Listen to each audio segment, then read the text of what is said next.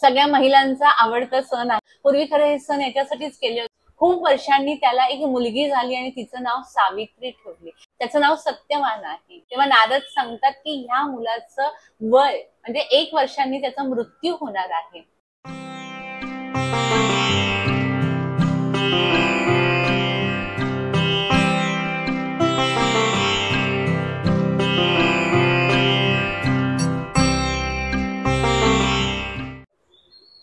सगळ्या महिलांचा आवडता सण आहे उद्या वटसावित्री पौर्णिमा। मग कळंबोलीमध्ये जास्त वटसावित्री आणि मला तर मकर संक्रांत हे 2 सण इतके म्हणजे मी खिडकीतनच बघत असते।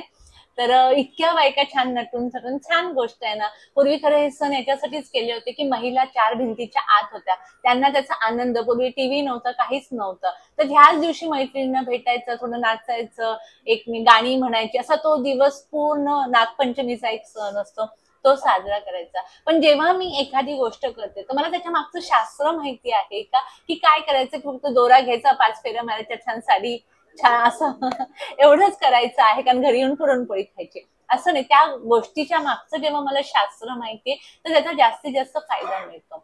तर अश्वपती नावाचा एक राजा होता, त्याला मुलंच होत नव्हतं, त्याने खूप यज्ञ याद केली, खूप पूजा पाठ केला।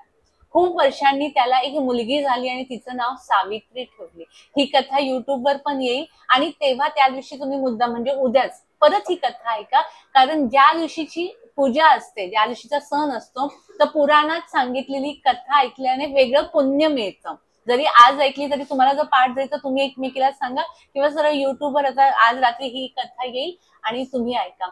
तर त्याने त्या मुलीचं नाव सावित्री ठेवली। अतिशय एवढ्या तपाने झालेली ती अशी तेजपुंज मुलगी होती। ही मुलगी जेव्हा वयात आली तर अश्वपती राजा म्हणतात की तू सैनिक घे, मंत्री घे आणि तुझ्यासाठी तुला योग्य उपवर असा मुलगा शोधायला जा। ती वडिलांची आज्ञा ऐकते आणि ह्या सगळ्यांना घेऊन सर्वत्र फिरते आणि काही दिवसांनी परत राज्यात येते। ती जेव्हा राज्यात येते तर तिथे त्यांचे वडील बसलेले असतात, राजा अश्वपती, आणि नारद मुनी बसलेले असतात। ती नारद मुनींना पण नमस्कार करते। राजा अश्वपती विचारतात की तुझी यात्रा कशी झाली, तुला योग्य असा मुलगा मिळाला का? तेव्हा ती म्हणते की हो, तपोवनामध्ये एक मुलगा आहे, तो मुलगा जो आहे तो मला योग्य वाटतो आहे माझ्यासाठी, आणि मी मनाने त्याला पती म्हणून वरलेलं पण आहे। त्याचं नाव सत्यवान आहे। राजाला आनंद होतो, पण तेवढ्यात नारद म्हणता अरे रे, तू सत्यवानाला वरलंय। तेव्हा अश्वपतीला काळजी वाटते की अरे काय झालं।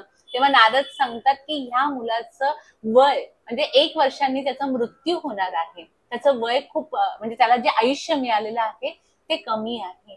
तेव्हा अश्वपती राजा म्हणतात मुलीला की तू एक कर, दुसरा मुलगा तुला जो योग्य असेल त्याच्याशी, म्हणजे त्याला योग्य बघ तू आणि त्याच्याशी लग्न कर। तेव्हा ती मुलगी सावित्री म्हणते की बाई किंवा स्त्री ही आयुष्यामध्ये एकाच पुरुषाला वरते। मी आता मनाने त्यांना वरलेलं आहे, मी दुसरं कोणाला वरू शकत नाही किंवा विचारही करू शकत नाही। त्यानंतर अश्वपती बघतात की मुलगी ऐकत नाही आहे, त्या दोघांचा सगळ्या संस्कारांनी व्यवस्थित लग्न करून देतात। नारद तेव्हा सांगतात की त्यांच्या आई वडिलांचं राज्य पण गेलेलं आहे, ते जंगलामध्ये राहतात, ते अंध आहे आणि हे सगळे संन्यासाचं जीवन जगतात। पण लग्न झाल्यानंतर तीही म्हणजे सावित्री आहे, तीही त्यांच्याबरोबर संन्यासाचं आयुष्य जगायला लागतं। तिला मनात हे कल्पना असते की 1 वर्षाचं माझ्या पतीचं आयुष्य आहे। ते अतिशय पूजा पाठ तिचे चालू असतात। आणि जेव्हा म्हणजे खरं आपण 1 दिवसाचं हे व्रत करतो, पण पूर्वीच्या काळी 3 दिवसाचं वटसावित्रीचं व्रत असायचं। तर 3 दिवस आता तिच्या पतीच्या मृत्यूला बाकी आहे, ती तिची पूजा व्रत चालू करते ह्या 3 दिवसाचं जे व्रत आहे ते।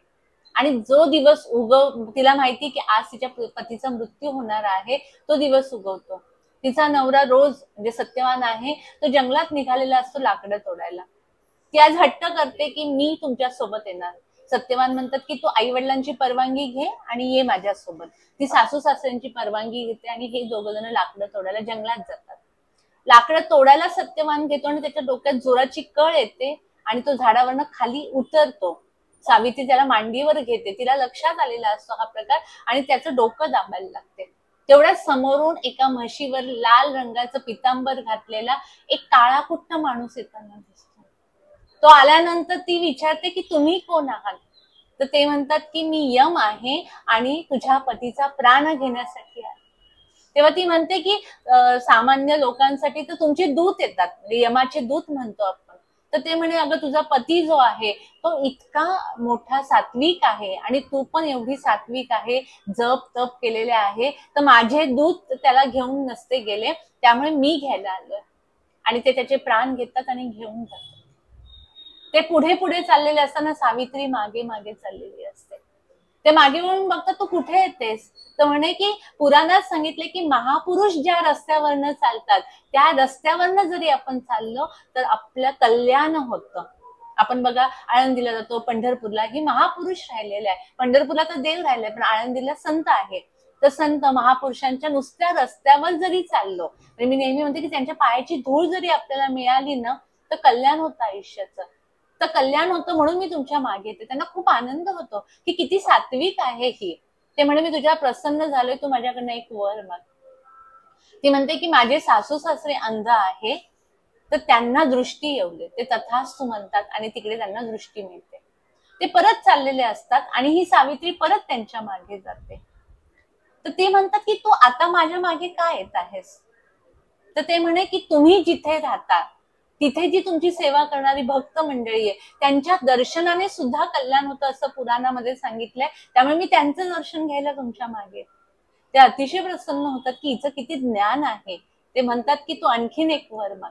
तेव्हा ती म्हणते की मला भाऊ नाही आहेत, तर मला 100 भाऊ होऊ देत. ते म्हणतात तथास्तु. आणि त्यानंतर ते पुढे निघून जातात. हिला म्हणजे ही एकटीच मुलगी असते त्यामुळे ती भाऊ मागते. त्यानंतर पुढे ते चाललेले असतात आणि परत सावित्री त्यांच्या मागे मागे मागे जायला लागते. आता ते विचारतात की तू माझ्या मागे का येतस? म्हणजे तुम्ही ज्या धामाला जात आहे तो ईश्वराचा धाम आहे, त्याची दर्शन करण्याची माझी इच्छा आहे, तर मी येत आहे त्याच्यासाठी.